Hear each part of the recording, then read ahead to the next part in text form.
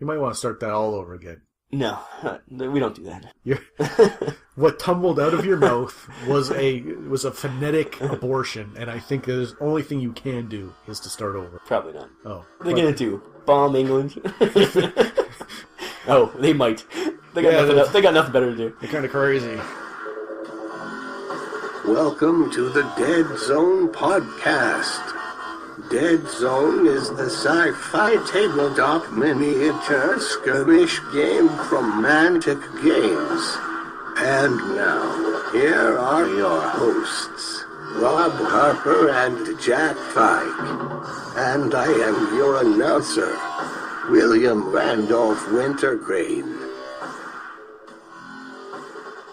Welcome to the 23rd episode of Deadzone the Podcast for late September. In this episode, we have all the news we didn't cover last time, as well as our own adventures in Wave 2. As always, you can go to deadzonegame.podbean.com to see all the pictures, or you can even search YouTube for Deadzone the Podcast and see the video version of this episode.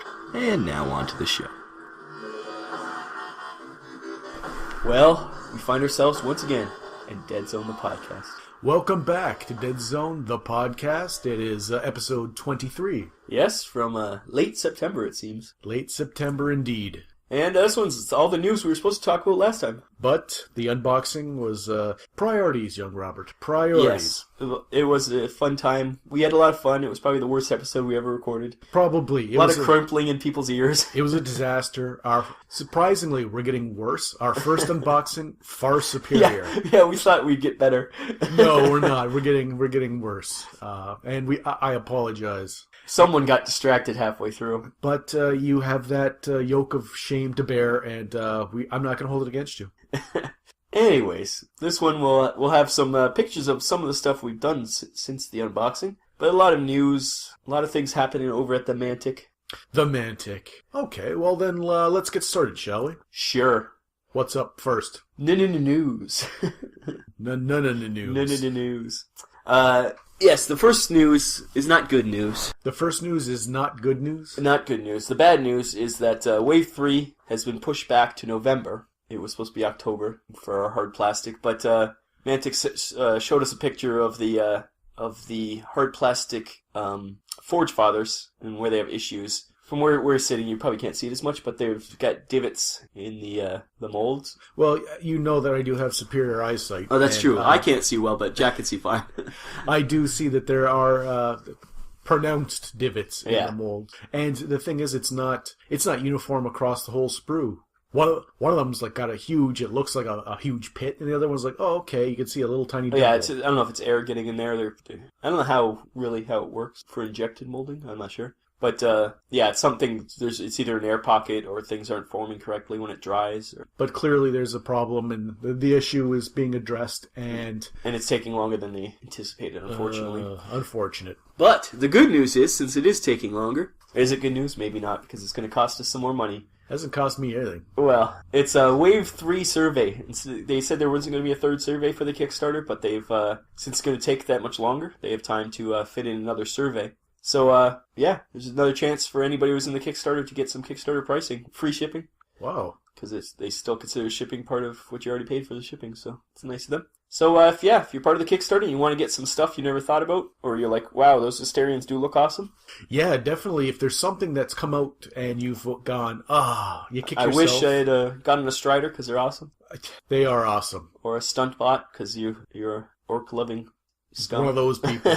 Yeah. Although I do want a stunt bot just because they look awesome. I would transform it into like a plague stunt bot or something. Well, even though marauders can't be plagued. Maybe a Z stole it. A Reb, because they're little like me. Oh, that would be awesome. Put a little Z inside instead of a goblin.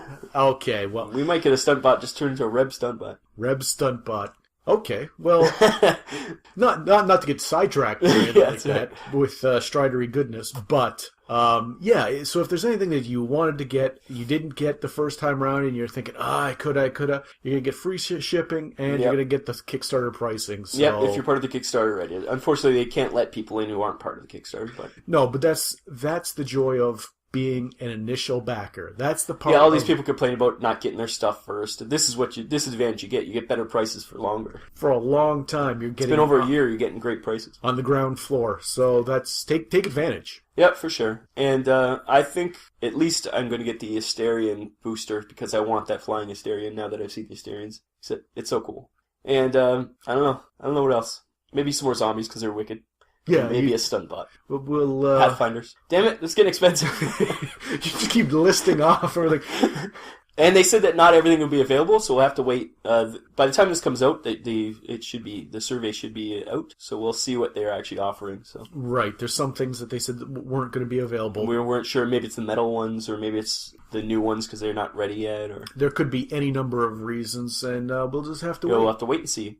With the delays in the shipping from Mantic, they originally were going to have a mini Kickstarter for Deadzone in the summer, but now it kind of got gone. It was just nobody ever talked about it. But now they've said recently that if people are interested and if we make enough noise, they're going to have a mini Kickstarter for Deadzone sometime around Christmas time or maybe early next year. Because you can't start a Kickstarter for the same thing that you're still shipping on the tail end of the first one. Yeah, some companies do that, but at least Mantic is honorable. Not they had other Kickstarters in between there. That's nothing, but yeah, at least they're waiting to finish all Wave 1, 2, and 3 to go on to the new Kickstarter. Yeah, like wrap it up and then do a new one. And they don't want to be confused. I'm sure it's just logistic reasons too. They don't want to get them all mixed up.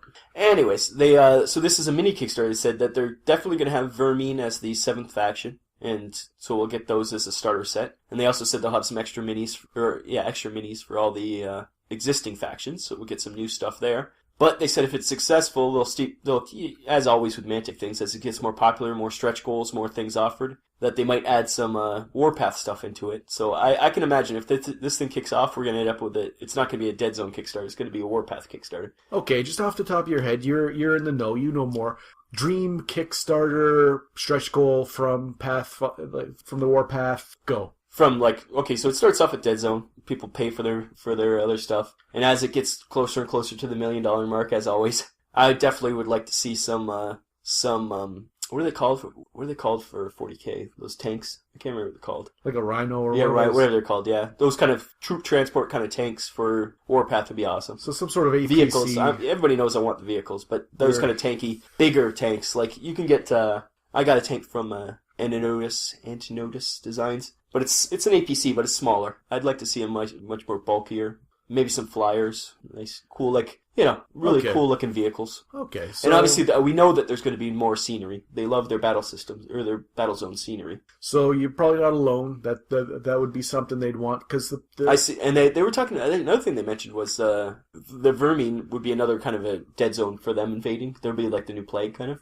And they said, maybe it's in a mine or somewhere. So you could think of making terrain for like a mine or a space station. So imagine more interior kind of designed battle zones for space station fighting. That'd be kind of fun. I don't know what the terrain is for the fantasy board, the game that they just did, but yeah, that's all just paper. They didn't do any plastic for that one.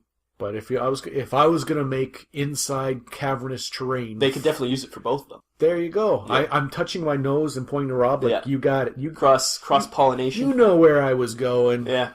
Do like a mines kind of. That's a good idea actually. Do it so it's like a mine wall, so you can either do sci-fi mines or part of their Dungeon Explorer mines. I'm officially patent pending. Trademark. That makes it legal, right? Yeah, Mantic. Unless you have that in the drawing board anywhere, you do that. It's Jack's. But he'll take payment in Striders though, so it's all good. Yes. And okay. So that's interesting. That looks like the future is going to be a new Kickstarter. And we have some other news. We have another great picture of the new Wave 3 Assault Enforcers, Defenders actually, with their shields. What they're going to look like when we eventually get them. Big guys, big armor. That's they've got the big shields. Now you already have some shields. We have shields, but we didn't get the guys for them. But I modded them up and put them on my regular guys anyway. So you've already kind of. Mine won't be Peacekeeper Defenders. They'll just be Enforcer Defenders. And That's a great picture they released. It's a nice. It shows the battle system, the battle zone scenery. It shows the crates that have the delicious, nutritious surprises inside, and it shows the models themselves. And look at the backpacks on those orcs. Well, that's a nice paint job. Yeah, I think we're seeing nice Dave's work again. Dave, yeah. Now look, that head enforcer coming at us. Look at the size of the base that he's got on him. That is weird. Yeah, they put him on a huge base for some reason. Yeah, I don't know. Looks like the base I used for my Strider. It looks like the base for the commander, the big 50 mil base or whatever it is. Which I don't even know what the base. Maybe enforcers always have big bases. The base I used for my Strider. I don't know why that was even in the box. Yeah, it's a weird size. It's smaller than. I think it is smaller than even my enforcer captain base. It fit perfectly though. It fit. Grabbed it and used it. It was the MDF, wasn't it? No, I didn't use the MDF ones. This is the little plastic ones. It was a gray plastic one. We still don't know what those are for. I know it works perfectly for a Strider to keep. He stands nice and straight, nice and no wobble. We'll talk about your Strider later. Okay. Just stop jumping ahead, mister. I'll keep it in my pants. So we do have some words from Community Pat. Oh. He's almost got himself his own segment by this point. I believe this is a Community Pat segment. Okay, we'll have to think of a name for it. I call it Words of Wisdom from Community Pat. Words of Wisdom from Community Pat. I think we can come up with better, but as a working title, Community Pat, Words of Wisdom. Yes, let's hear them. First thing he says, this was a while ago he sent us this, but because we did skip his Words of Wisdom last time. With the unboxing, it does push a lot of this news and stuff a little behind, but still, it's gonna be timely. He decided to share with us the new slogan for Deadzone, the official new slogan that they're going to adopt for the whole system. They didn't really have a slogan before, did they? Not really, eh? So this makes sense. They need a slogan. So, exclusive right here, the official new slogan for Deadzone is Orcs Rule, Plague Drool. That's right from Community Pat's words. If he's lying to us, you take it up with him.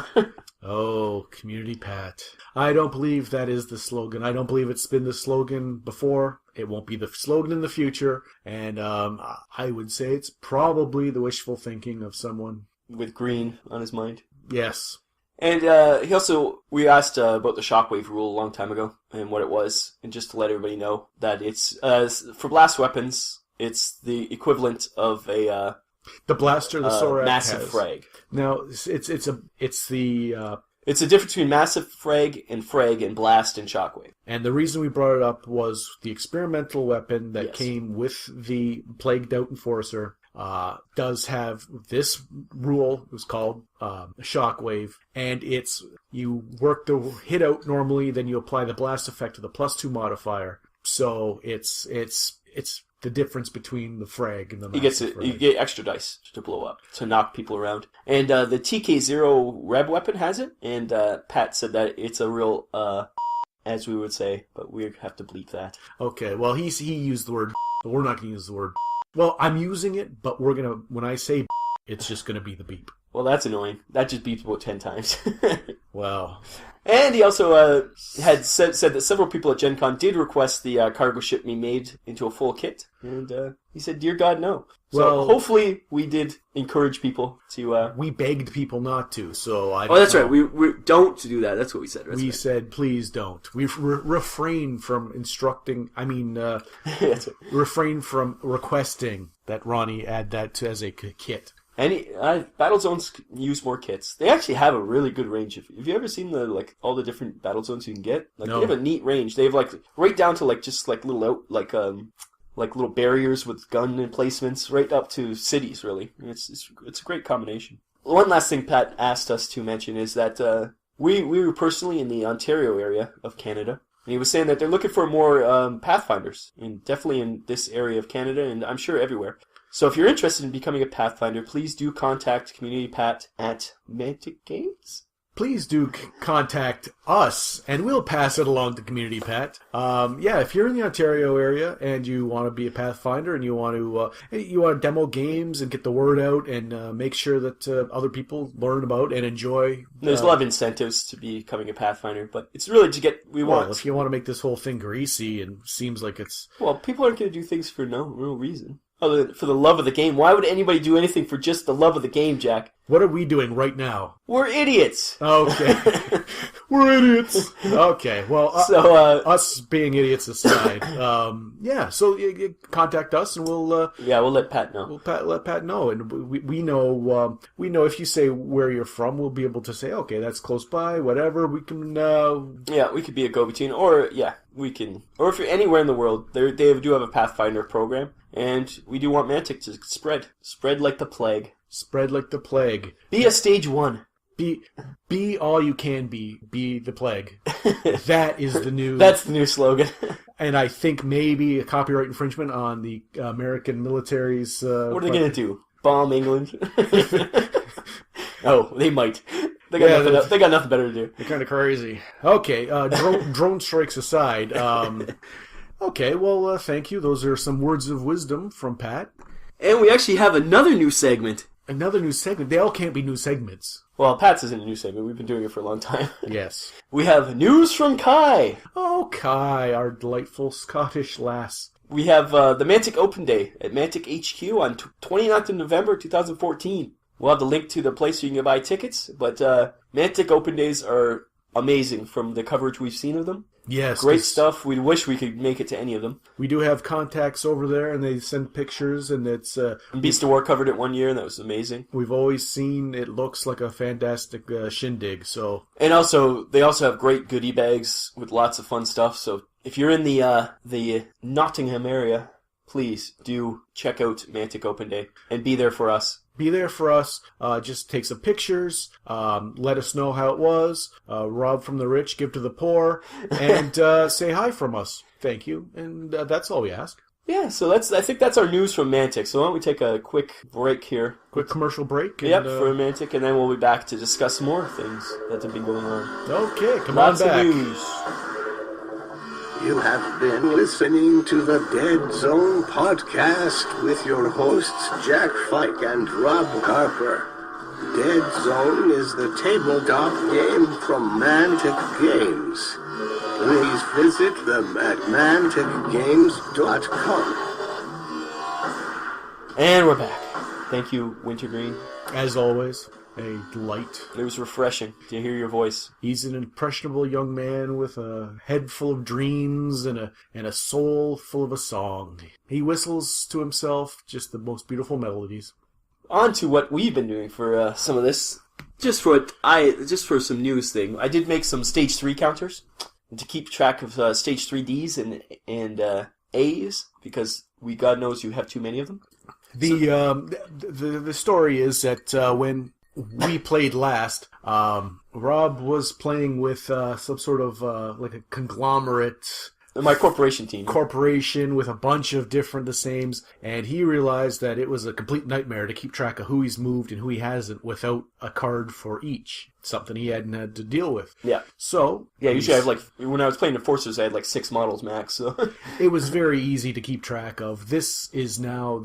So I felt Jack's pain for once. And I was empathetic. For once. For once. My pain wasn't the same. When I use my stage 3 dogs, I run them in packs of 4. They all move at the same time. It's generally almost all my leader can move in a turn. It's not the same, so it wasn't that difficult. He was moving different guys at different ends of the board. Yeah, but to keep track of your mutations and things. So you decided you were going to make cards for yourself. Yeah, for all my corporation, I made cards, yeah. And then you made cards for my dogs. So dogs in the stage 3As. It's just, and we're offering them on Board Game Geek in the Deadzone file area. We'll have the link on our website once again, deadzonegame.podbean.com, and you can go there and download them. And it's pretty much just the stats, their name, their abilities, description, and mutation. So you can either print them out and write them on there, or what we did is laminate them. So we use wipeable markers. You can put a description like this one's standing up, this one's got fangs, then you can say what mutations on them. Keep them all even tracked up. So that way you can turn them... barring the fact that you can't buy original Mantic cards in singles, this is a decent way to keep track. And they're half size, so they'll take up less space too. So. And the bigger games you have, the more doubles you're going to have. So it's a necessity. Like we said before, we wish we could just buy the cards, so we'd have 10 dog cards and a bunch of other cards. But since we can't, we have to make them ourselves. So There you go. So that's what we're doing. So yeah, once again, go to the Board Game Geek. Also, follow us on Board Game Geek if you're there. We don't have any followers because we don't ever talk about it. But yeah, I don't think we've ever mentioned it. So we are on Board Game Geek. And it's also, Board Game Geek, if you've never heard of it, is a great resource for any game. But it's a lot of great files for Deadzone. If you go into the Deadzone section of their files, get a lot of great stuff. I've never been. It's because I go for you. Oh. So that's our counters. And we also want to make sure we mention that Tabletop Towns, our good buddy Julian Hicks, who we got our cargo containers from, has a new Kickstarter for Hab Cubes. So he's got a new Kickstarter. If you go, once again, it'll be on our website, or if you look up Hab Cube on Kickstarter, you'll find him. And it's about halfway through right now, and he's going, and it's once again pop-up terrain, folds up, and it's just it's 3 by I think 2.5 squares, so it's pretty close to being perfect for Deadzone. And yeah, you can fold them up just like cargo containers and build whatever you want. This is just an example of one of the buildings he built, but you can just put them on your board wherever way you want. It's good for transporting. It's a great little thing. And really cheap, and cargo containers were shipped on time. And great color, great. You've seen the cargo containers; they look really cool. They do. They look really good. And Tabletop Towns, I think when we discussed earlier, when we did this, that they had a fantasy line that he had started with. He's got castles and things like that. Then he went to the cargo containers, which we have some, and we've used them, and they're good. Yeah. This looks very similar. It looks like they interlock. I can see the tabs that come just down. Like the cargo containers, they got lock and. Those angled bits come off, so you can use them as walkways, or you can use them as windows. And then there's little parapets there too that are just stands, like a half wall. Yep. So it looks like it's modular, but you can put it together. It looks stable. And every side, I think, has a different picture, so that you turn them and it'd be totally different each time. And okay. So it's very modular, and it's really for transport. Like if you want to transport your game. You buy a couple of these in those cargo containers, you can put up a board that would lie flat. You can put it in your gym bag, like your backpack. Well, definitely check that out. Check out Tabletop Towns, and we'll see how that Kickstarter goes. I know you keep an eye on these kinds of things, and we'll see how that goes. And if Mr. Hicks, we wish him the best, because I know we've talked to him. And he's a really nice guy. He's a really nice guy. Him and his cohorts doing the stuff there. And we have some shout-outs, as always. Shout-outs. Excellent. Let's hear some shout-outs. Shout-outs suck. Our first shout-out is from Heretic 30K. He's on Twitter, @Heretic30K. And he also has a WordPress blog. And he sent us a battle report he did. And it's really cool to see his terrain and how they went through it. It was part of the Nexus Eye campaign. And he has some great shots of his fight here. I love, every time I see the yellow terrain, I think it looks so cool. It looks so industrial. That looks really nice, and it's just he just has the stock, the battle zones terrain, but then there's some set pieces on there. I see some acrylic. He's got obviously from Micro Arts there. He's just accented the stock terrain that came with the game with a little bit here, a little bit there. And it looks nice. It's a rusty, oily, industrial looking. It looks like industrial equipment, like it looks like some kind of refinery or something. Yeah. And you can see Nastanza there. I wonder. We should ask Heretic there. How did Nastanza do in the fight? Was she overpowered or? Well, I'm looking at Nastanza with an enforcer. Showing the enforcers, and on the other side it looks it's like a plague. I can see a plague 3. Stage looks 3. Like. Yeah, I'm curious if Nastanza destroyed the game or not. I love that he's got like a walkway. That looks really cool. And you know what? I'm seeing a white, yellowish ovoid counter of some sort he's got behind one. Yeah, he must be using it for like Overwatch or something. Something I would be interested to know, because we're always looking into what to use and how to keep counters on things. Now I see he's got his mutation counter right beside his model. Yeah, a lot of people put their. I think it would just lose track after a while. You'd think, but yeah. I just don't like it. All these things floating around behind the model, especially because we do a very built up. Yeah, it's usually way too dense. We barely have enough to leave like their wound counters on them. Yeah, this is if you see the pictures, like that's pretty open for what we do, but maybe we overdo it. I think we do overdo. I think we get a bit garish. I think we love our terrain. We pimp out our terrain. We pimp out our battlefield until it's almost unusable. Another great overhead shot of some more stuff. Yeah, nice barrels. And now, if you're following along on YouTube, obviously you'll be seeing as we're speaking. You'll see these pictures popping up in the order that we're looking at them. which is good. And please do that. And if you're at the website, take a look, and you'll be able to follow along with us. Yep. And here's the last picture in his set. It looks like the place got cleared out pretty good. So if we wanted to see these battle reports, where would we go to see the full, uncensored, uncut, provocative battle reports? He does have a link, or we have a link on our website to his website, and he's got the full report. And he's, I think he's doing the reports for the whole campaign, so you can check him out there. Oh, okay. So the whole Nexus Side campaign, he's going to do one after the other with him and... I think so. I think he's been going through them. Documenting it. I think he said he didn't do the first one or something. The pictures didn't turn out, but I think he's going to do the rest. But you can always find him on Twitter. He posts his pictures on Twitter, so check him out. Heretic30K. Heretic30K. Yeah. And another friend on Twitter is Benklewer. I hope we're pronouncing your last name, Ben. And he sent us some great shots of his Asterians. He did a cool, very cool paint job. Yellows and purples. He made them look awesome. Wow, they fit.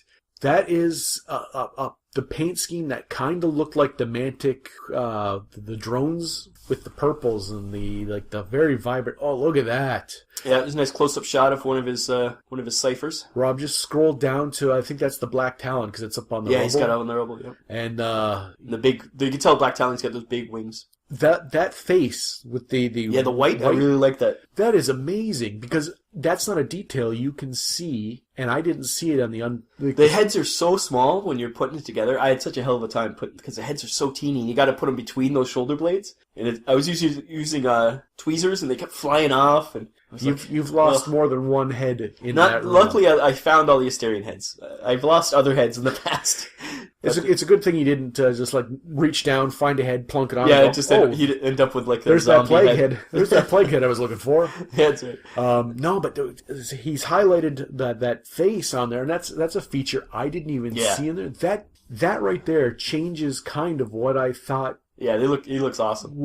Because we still haven't decided a color scheme for we'll discuss that later. We have a lot of suggestions for color schemes. Oh, okay. Then I'll backpedal a little bit. I'll just rewind.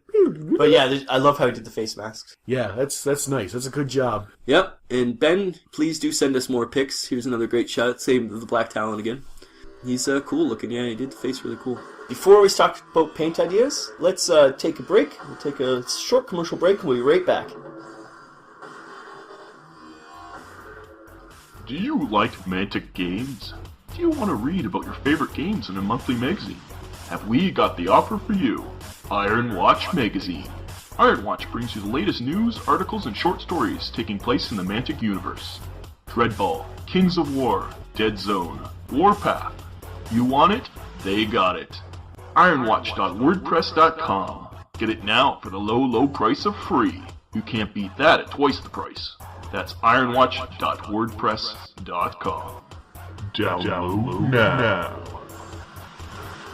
Welcome back to the Deadzone Podcast. Okay, now we're back. Let's talk about some paint ideas people have had. First of all, you asked for suggestions about paints. Yes, because I did send Rob a picture of the paint that I have. I'll post that up for you. It's from 1989. Yeah, it's he's got two. One's a Citadel paint. I have a Citadel glaze from about the same era. But this is an armory paint, like the armory. If people remember back, the armory used to be like I don't think they're around anymore, but they were like made miniatures, metal miniatures, and paints. That's my star player. My only paint that I can trust with 100% certainty. So now that you know this, you'll notice that a lot of Jack's miniatures have orange on them. It's a dark red that I can either buff up with dry brushing up to an orange by using yellows, or go down to a dark red by using a darker wash or doing a darker base coat. It's very versatile. And it's the only one that I'm really confident in. So, I sent Rob a picture of it. That's my star player. So you use your wonderful The Armory. The Armory paint. Do you know the name of that color? It's dark red. Is it really red? Was it originally darker, or was it always that color? You think over time it's aged to the point where it looks like rust?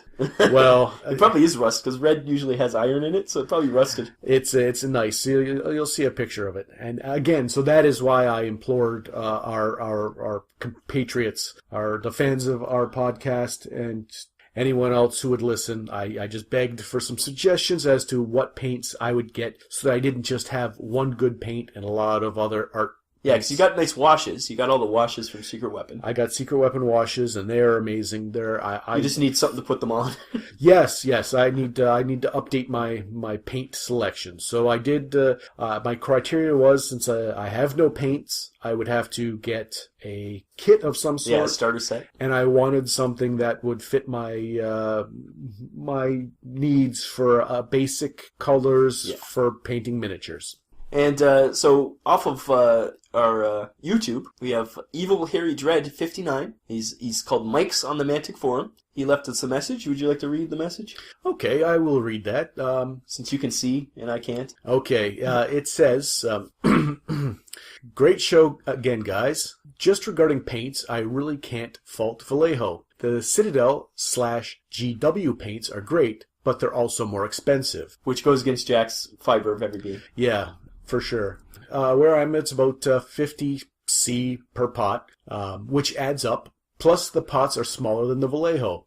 Also, the Vallejo range is much, much bigger than GW. Also, Vallejo comes in a dripper bottle, which has two advantages. Number one, it's easier to get the paint onto the palette, and therefore also tends not to dry out the paint as quickly. Two, it's much easier to get the paint into an airbrush. Obviously, not an issue if you don't use an airbrush, but hey, it's a bonus. The only caveat is that Vallejo paints need a really good shake before use, which is fine. My washes need a good thorough shaking before I use them as well. Yeah, for sure. Like that's I think just good etiquette to shake your stuff. That's it, be polite. A little dinner and dancing first before you shake your booty. That's right. I find Army Painter paints have great coverage, and that's what I use. Which is you've said that they work really well. So. I like them, but I have nothing really much to compare them to. And you did lend me your Army Painter $1, and it worked really well. As advertised, yeah. As advertised, which things very rarely do. So if that's a testament. He goes on to say, really handy for the light colors like cream or yellow, but their range is very limited. This is on purpose, as they are intended to be used with their dip. Also great, but another subject. But seriously, it's like magic in a tin. And we were actually discussing this earlier about the difference between shading and their dip. And the dip's almost like a shellac. And I do use that too, as you can see on my miniatures, you can obviously tell. And it is amazing. It is magic in a tin, as he says. Okay. And the fact that he said magic in a tin is... Yeah, he's obviously British. Yes. Obviously British. What now? No. Do your Queen voice. I like that one better. Can I finish in the Queen voice? Yeah, sure. Hello! But what they have is great. I don't think No, that's inappropriate. That's inappropriate. Stop it. Let's be professional here. Yes. Okay. But what they have is great. I'm not, however, a big fan of the primer sprays. I do have from Army Painter. I did get the Army Green primer, and it worked nicely. But I've heard other people complain about the primers. Okay, I find that they have a tendency to flake and bubble more than the Citadel spray can. Which GW. Okay, so Army Painter and Vallejo. That's a. Yep, he's still got another suggestion. Okay. P3 is also great. It has the coverage of AP, Army Painter, and is cheaper than GW, but they come in the same kind of pots as GW, which means I tend to aim towards Vallejo. Okay, and P3, another that. Yeah, P3 I think is associated with War Machine. He's hit the big three as far as I'm concerned. Yeah, 3 or 4. Yeah. I find this chart really handy for finding equivalents between the major brands. It's good for a reference. And we have a nice link. It's a compatibility chart for paint, which is really cool because, especially if you want to match colors amongst ranges. So we'll once again, we'll have the link in the show notes. So if you're watching a tutorial and they say what you need is this company's bone gray, and you go, oh, that's an awesome color, but I don't use that. Yeah, they'll tell you what it is or something similar. And then you go and it's, oh, okay, it's dark cloak gray. Oh, perfect. Yeah, exactly. Nice. Okay, well. So thanks, Evil Harry Dread. Who we've had him on the he's show talked before. to us before. Yeah. And thank you. I'll take that into consideration. And I'm certainly still in the. I still haven't made decisions yet. Well, Community Pat has some ideas for you also. Okay, I was going to say, let's hope some other people had stepped up to the plate. Community Pat goes on to say, I personally use Vallejo almost exclusively now. Amazon has a bunch of different starter sets for a fairly affordable price, which speaks to me. Affordable is an important word. Yeah. That is very important. I think Pat knows me. I think he does. That's the thing. He sees into your heart. We've got to. Okay, they're also grouped in different styles, themes. Example: World War II infantry, German panzers. So if you're looking for a theme type, you most likely will find a great color palette. I feel the pigment count is better with most of the Vallejo model color line, though if you're used to the GW paints, which I'm not. So well, you do have one GW paint from 1989. Vallejo makes the game color line, which mimics the GW line. Not exact, but close enough.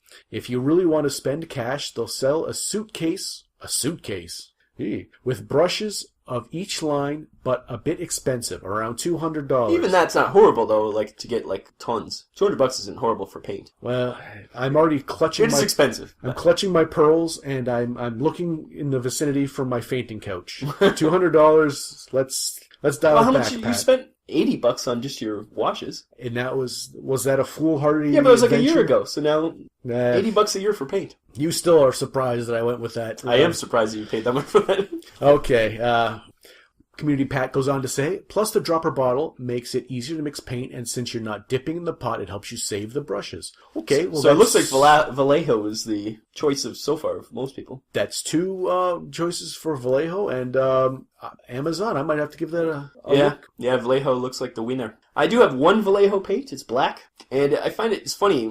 I have Army Painter, and I ran out of my Army Painter black, so I got Vallejo black. It's very shiny. It's odd. Like, I'm so used to the Armor Painter. It's very matte. This is shiny. And I was like, is this like a shiny black? Or it just says black. So, I don't know if all of the paint's shiny like that. It's just It's just weird. I just thought I'd note. Okay. Well, thank you for the input, and I will take that in consideration. That's two Vallejos. Yeah, it looks like Vallejo's the way to go. Well, you'll have to check out pricing, but yeah.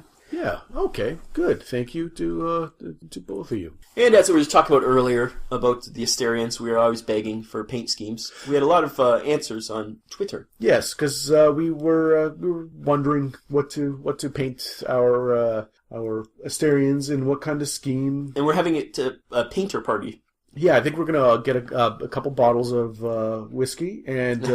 so by the end it's going to be terrible, but yeah, we want to paint the Asterians together. Much like our show, it's fueled by whiskey, so it starts out high octane. Mine's rum, but yeah. Yeah, and then, fueled by alcohol, and then it kind of degrades until Rob chastises me for using antiquated terms. It's not pretty. It's pretty much how they all end. So the Asterian paint schemes, we had some answers on the Twitter. First is our old buddy Adam, Mr. Voxman. It's at ATT64, and he suggested some complementary colors such as red, green, blue, orange, or purple, yellow. Which purple, yellow is obviously what Ben earlier used. So. Yeah.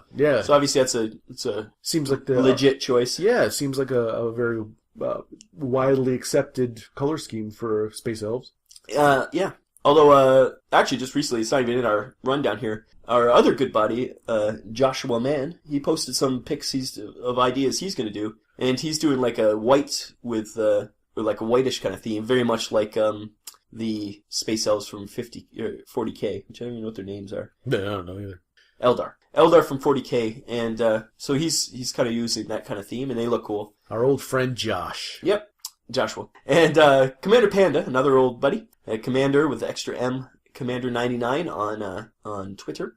He suggests metallic like a Terminator, which I was saying chrome. I want to do chrome, but I thought it might cover up too much. And then he suggested maybe some tactical camo or purpley evil anime mecha line. Like, that purple is a very popular color for purple these seems scenes. to be and it's funny because it's not like Mantic did theirs purple. They did theirs kind of taupe and bluish, dark blue, black. So it's interesting that purple is obviously what the Asterians look like is a lot. I'm sure most of these people have seen Neon Genesis Evangelion, the anime. I don't even know. I know, but most of these people have seen those mechs, and they are purpley, and they have those shoulder kind of things. So I think I don't even know if it's subconsciously, but they associate those mechs with with these Asterians, because they do have the similar shoulder kind of in shape, like look-wise, skinny, but these are like huge mech in the anime, but they're like some of them are purpley like that, so maybe that's where it's coming from. You know, my anime, my exposure to anime is exclusively like a Macross from circa 1980. Or Akira. You've watched Akira, no? I have seen it once, yeah. Akira's great. Anyways, and lastly, another Canadian, Mike Sweetman. He's Be a Healthy Geek on Twitter. He suggests a color scheme which I thought was most interesting, which is a bone and a red, and that sounds awesome to me. Bone colored with like red. Like a fire engine bright red, and then like a kind of subdued... Bony, yeah. Or even like a blood red with bone. Like nice, you know. A crimson. Crimson-y, yeah, maybe crimson. Ooh. I like that idea. I think that might be high on our list right now. That's where you're kind of trending towards? Yeah, we'll have to discuss it. Like originally, like I said, I like chrome, but nothing would be shiny enough short of chrome spray. Yeah, silver, I don't think silver would be right. Like Commander Panda suggested, like Terminators. I think silver is too much like metal, and I'd much rather like mirror almost, you know, like a not a metallic fleck in the paint, but a complete coating of the chrome. I can see in my mind what the... Yeah, like shine, like a mirror. Yeah, well... But I don't think it would work. All great suggestions, and I say thank you. Please keep them coming. We'll Yeah, because we're not painting them for a little bit now, so... And in the future, we might have, let's just say, incentive for correspondence with us. We might. But speaking of which, like Mr. Voxman, who's from the Dreadball... Strike Zone. Commander Panda. Also Canadian. We've got a kind of a rogues gallery. Yeah, we're starting a rogues gallery. Starting to show up, and like Rob said, there might be some incentives in the future. We've got maybe a little stipend to some little treats. We'll see what's going on to dole out, and we'll bring that up at a later time. But as far as I'm concerned, the first wave of when we start throwing our like prizes, our candy from our parade float that is this podcast out into the upraised hands of the children, I think it's going to be the Rogues Gallery that should get a first like just... I don't know, I'm much more of a what have you done for me lately, so we'll see when we actually get prizes what don't rest on your laurels, people. That's all I'm saying. Okay. Well, we'll have to discuss that as well. But, on that note, let's take another quick break. Hey, let's make it the Strike Zone. Okay, Mr. Voxman, thank you for the suggestion, and here's your commercial at 3,000 decibels. I turned it down. Oh. We will now take a moment for an important message.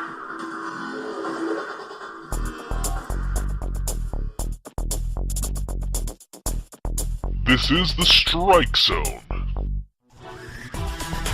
Yo, Dreadball fans, the Strike Zone podcast is all about entertaining, educating, and informing you about everything Dreadball. We record twice a month, are an hour long, and are child-friendly. You can look us up on iTunes with the keywords Dreadball and Strike Zone, or on our main website, www.moremoreradio.com. Enter the Strike Zone. And we're back. What? I can't... What did you say? We're back! Oh, okay. Whew. My ears are still ringing from that commercial. And let's discuss what we've been up to. What have we done? Now, you already discussed you did your cards. Yes, that was just a little Photoshoppy. A little Photoshoppy job, but as for hobbying, as for getting into the Dead Zone, we just did... Wave 2. We just did our unboxing, and so both of us got some treats, some little tidbits to put together. And do you want to go first, or do you want me to? Sure, since I probably did the least. For once, I did the least. You did the most work, but due to the end volume. Results, maybe, yeah. Yeah, so I assembled all of my Wave 2, and the zombies, and the Asterians. And I'm an impatient man, so I took all the enforcers we got with this set that were the same as the enforcers we already got, and I turned them all into a defender with shotguns in different poses, and you'll see the picture. And I hope you enjoy it, because I can't wait to get to the next set. So I don't know what's going to happen when I get this next set and they don't have any arms. That will be... So I'll have to see. I might end up with a lot of armless peacekeepers. It's just going to be a line of them heading back from the front, just bloodied and go. Or they're all going to have like really skinny arms because I have a bunch of zombie arms. Or some Marauders from a crazy box. Right. They'll have orc arms and big beefy arms, swords and that's so terrible. That's gonna be an issue. That's gonna be a terrible bridge to cross. But when you do, since I'm impatient, I made a bunch of defenders with shotguns. That's good. That's good. So you did a lot of building, a lot of assembly, and I assembled my Strider with magnets. So it can be all 3 Striders. Now that looks really good. I didn't go that route. I never intended to go that route. You posed yours. But you had said right from day one. Yeah, I was going to go magnets. And I think it turned out okay. And once I get it painted up, we'll see the end results. Yeah, they're primed now, and you've got you've started with a base coat of one color in one particular they're location. All gray. So. I'm planning for the all the equipment for the enforcers is going to be gray with black like ribbing and stuff. And then the units will have more personalized armor. But the general equipment, like Striders and vehicles, are just going to be black and gray. Very military looking. And with their unit markings and stuff on them, obviously. And I also painted up our boxes. The objective boxes? What do you call those? The crates that have the lids, the removable lids. So I painted all those up, made them look like our terrains. And that was pretty much it. And they look good? Yeah, it turned out right. Once again, I used the Army painter tone or wash, whatever you want to call it, the shellac kind of stuff. And that's gave them a nice coat. Made them all dirty. Yep, they'll match our terrain, and they'll do. Now we've got cover for people who've gone to recover whatever it is that's in the boxes, and now you can't tell the difference between what's there, what's not. And it's much more visually appealing than cardboard chits. Yeah, just like I discussed earlier about having all the tokens following the guy along. We've been kind of toying with something that would follow him along that looked like it belonged on the scene. Yeah, but we either knew like something that you can magnetize onto it or stick onto it. Yes, something. That's why that one counter I saw behind during that battle report we were discussing. Yeah. We wanted to be less obtrusive. We were thinking maybe elastics or a little less obtrusive. Something that looked like it probably would have belonged there, or at least it stick. Personally, it's not even so much the aesthetics for me. It's just the keeping track, because when you move something, you're like, did I grab all those little bits? And yeah. So the boxes are completed, and And now, what did you do? You did a lot more. Well, completed a lot more. I completed a lot more.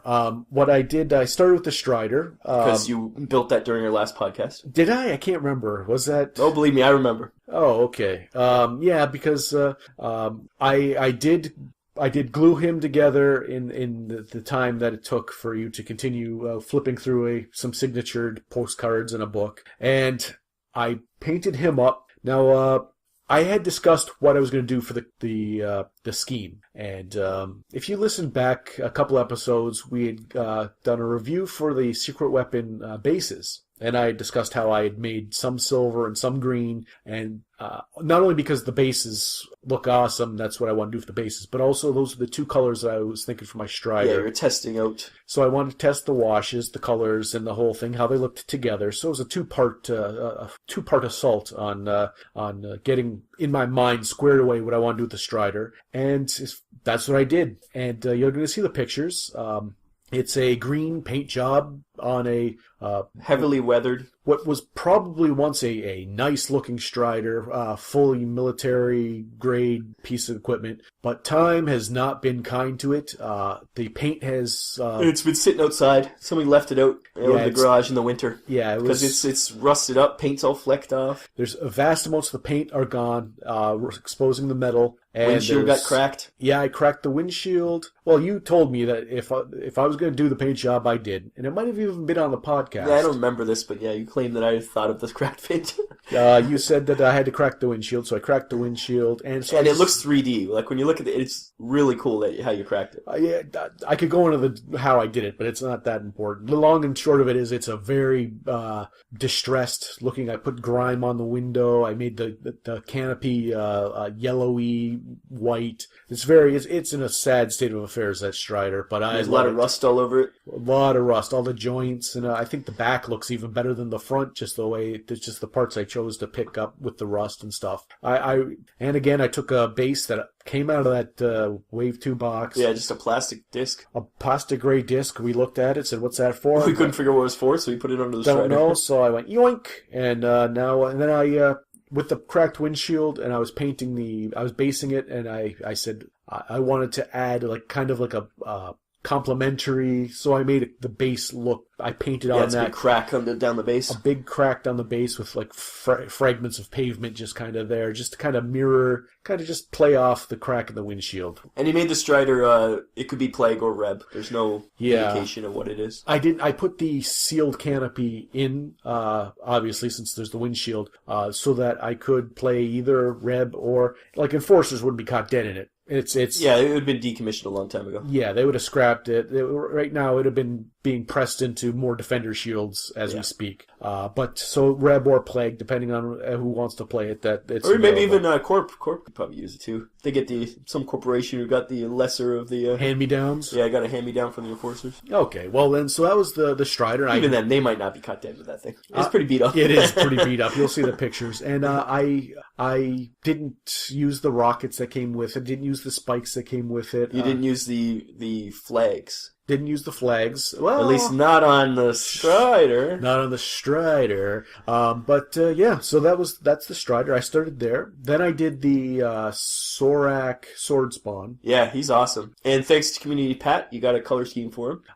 When I saw, now I went with a green because when I saw Pat went with an iguana green, kind of like very nice. It was very nice, and I saw that and I said it makes it look a lot more reptilian, a lot more. So I went with a more darker dragony green, but with the white tips on all the bony bits. Yeah, he looks awesome. His good detail on him was great, and the way you posed him was great. I bent the arms and stuff. He was metal, so I was able to do a little bit of posing with the arms and the head. I cocked it to one side. And you'd use one of the secret weapon bases. And that's the thing. There was a lot of flash and grossness on one foot. It was a big rock of metal. The other foot I cleaned up, and I cleaned him up really well. But that I didn't think, even with a file or a drum. You didn't want to because his toes might break off. Yeah, and it was just a lot of finicky work that I thought would better suited to blend in with a base that had a kind of like a rocky, gross exterior. So I used the secret weapon base, and you'll see the picture. I just painted the stuff between the toes, the excess metal to look like the base, and it looks good. Yeah, I like the looks of him. If you look at his armor, that's the dark red from the armory. Yeah, he turned out amazing. He's I don't know, they're all great, but he's really turned out amazing. He's got a jaunty angle to his head and a saucy look in his eyes. Well, he's kind of like looking at you like I'm going to cut your head off. Yeah, he's not shy. No, that guy. He looks great. So I put him on the secret weapon base. Then I did the female. Kish? Yeah, I did Kish. We're not going to call her refuse to call her whatever her real name is. It's going to be Kish. And her now at this point You're a little sickened by the amount of plague you've painted. I've painted a lot of plague, and the plague, the way I do it is because I just dry brush, and I start with one color and I work up to another. Which now I explain dry brushing like an idiot. Everyone knows, but what I do is I go from a really one color on one end of the spectrum, and I work all the way up to another, and it's just layer after layer, and I think it just gives depth, and it's just the way, when we were painting 20 years ago, 25 years ago, there was no washes, there was no, I've got a glaze. Yeah, I'm amazed you even have a glaze. So, there was nothing like that, and so I'm just old school, just doing this, and I'm so sick. We were painting with tester, mostly. I'm so sick of painting that plague skin that I've got there. The green. I didn't have the heart to do that, to sit down and do that for her. So she is an alien. She's an alien. She's a fish woman. So she's a Sephir. I went with because the one you did with the rocket launcher team. I made him look like a shark. Gray blue shark skin kind of color. Skin. How you did that was perfect. Perfect. Probably can never do it again. So I said, well, if they started there and she got plagued up, she'd turn greenish, but I'm not going to do the whole green. She started off blue, not pink like us. So I just went with a blue up to a green, but not like... It's like a teal almost. Yeah, not like the plague green that I use. That's like a day glow green. It's just a nice... It's very selective where I did it, and I really enjoyed painting her. I love her axe. Yeah, the axe over her head. Like, just the model is awesome. The modeling is awesome. That little thin piece of metal. You were scared afterwards you're going to snap it off. Oh, it bends and wobbles. Oh, it's in plastic. It probably would have been a little more secure, but yeah, thin metal like that. Yeah. So the long and short of it, I really enjoyed painting her. She was an enjoyable thing to paint, and I really took my time and sat. And it's one of those ones that you just go with it, and by the time you're done, you're like, wow, that was nice. That was a nice experience. You enjoyed it, yeah. Yeah. And then last, but definitely not least, what was the last one you painted? Not Wave 2. Not Wave 2. Okay. If you've listened to our podcast over the eons, we've discussed Rob Loses heads. Yes, that too. Rob from a crazy box got a Plague 3. 2 of them. Brought them over here. One turned into his general, who's stepping on a dead dog. Yes. Which we've discussed before. But this guy here, he had lost his head. He couldn't glue the head on. Yeah, I lost his plague head. So he found a random... zombie head. It's a random head. It's a zombie head. It's from a zombie box. Not from Mantic. It's from Wargame Factory. So, in a clever ruse that certainly I would never see coming, he just stuck a zombie head onto this. But the long and short of it is that it sticks out like a sore thumb. It's not a plague. He's a plague. So I got him, and he looked all right then. And I don't remember what weapons. I didn't put those weapons on him.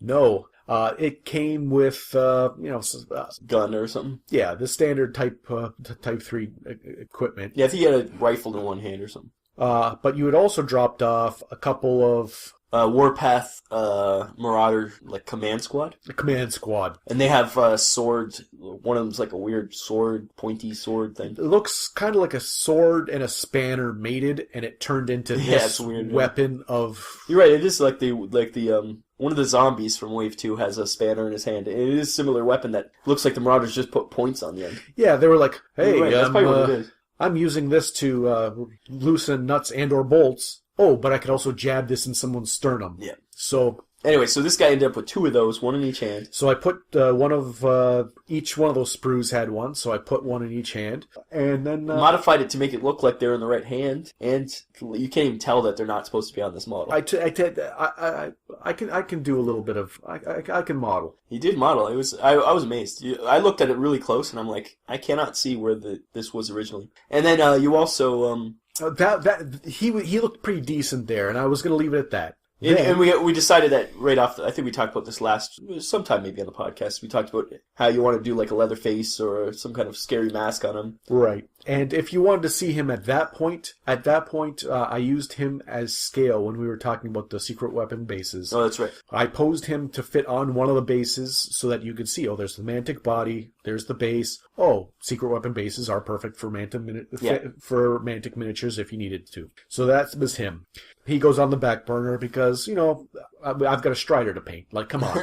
So I'm building the Strider, and there's all the different accessories that could go with it. Like I said before, there's some spikes, there's some rockets, shoulder pads. There's also a loincloth and a cape. I don't know. Shoulder. I think it was supposed to be on a shoulder or something. Some sort of pennant so that you could denote military faction. I think it was for the Rebs. You could make them look like they put their markings on it. Hung a flag on it. Well, the small loincloth looked like a cape. In my mind, I looked at it and went, you know what, that would probably... So I tried the hot water trick, and it worked. Yep, so you reposition this loincloth as a little poncho. It must be Restic. I think or just resin. It's Restic probably. I don't know. But whatever that plastic is, if you want to make a cape out of a loincloth, It'll water, bend. It does. And then I slapped that on him at just the right angle. And now, discuss what you had it originally, what angle you had it originally. I had it blowing behind him, but with the way his head's looking down and the way he's standing, it looked like he was standing atop a building with an inner monologue that only the reader could see about looking for justice. Yeah, how the city needed to be saved from itself or something. It was a very heroic looking, and the cape was a little too flowy, a little billowy. And so what I did was I bent it down, and I was going to have it laying straight down. But I reached a point where it had just enough movement that it looked like... Still blowing in the post-apocalyptic wind? Yeah, because now it does look like a ragged poncho, like you said, just hanging off his back with just a breeze moving it, and it looks disheveled and very moth-eaten. And it's, and then you painted his head. Then the head, I painted as a mask. I put some black around the eyes for eye holes, and I did the hood, like a line along the neck for a hood. It looks like Mike Myers from Halloween. And that's the thing. I did him in a grayish, like dirty gray scheme. His pants and everything is just very blah, very. Yeah. And then he's got this creepy mask on, and then he's still got plague skin everywhere else, though.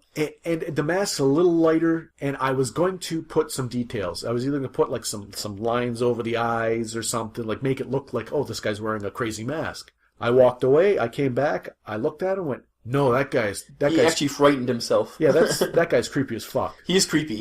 When you look at him, well, you'll see the pictures. He looks like a serial killer. So that's what I've been up to. And now I'm going to put him on the base that I modeled him on for scale. I already moved his foot with the he fits perfectly hot water trick to stand him there. And he's good enough I think he's good enough to warrant a secret weapon base. He's pretty amazing. That's where he's going. He's creepy. So I don't know what I'll do with him. Yeah, we don't have stats for him yet or anything. He'll probably just be a regular type 3, or he might be a hero of some sort. Might be a hero of some sort. We don't know, but that is what I've been up to. Yep, good stuff. And I think with that, until we get some more stuff done, that might be an episode. That might just be this. If this was an episode, it's been a full, informative, and I'm gonna say enjoyable one. Yep, it was a good one. And we did do some games. We might have to talk about them in a special episode again. There might be a Battle Report episode coming up because we played 2 games, and one good, one not so good. One good, one awesome. No. I feel Jack's pain now. Stay tuned. And thank you, and we'll be back. My name is Jack. I'm Rob. Thank you for listening. Don't die. Here is your host, Rob, to tell you how to contact us here at the Deadzone Podcast. Thank you, Wintergreen. You can listen to us on our website, deadzonegame.podbean.com. You can email us at deadzonepodcast@gmail.com, and you can follow us on Twitter at deadzonepodcast. Thank you for listening to the podcast. Join us next time for some more of the Deadzone Podcast. Vinland Old Time Radio. It is to laugh. Bastro! Ahoy there, Dirigible. It's a gavel, a haunted gavel. Have you read The King in Yellow? Africa's a continent? It's with great protest. Ooh, now that's some fine programming.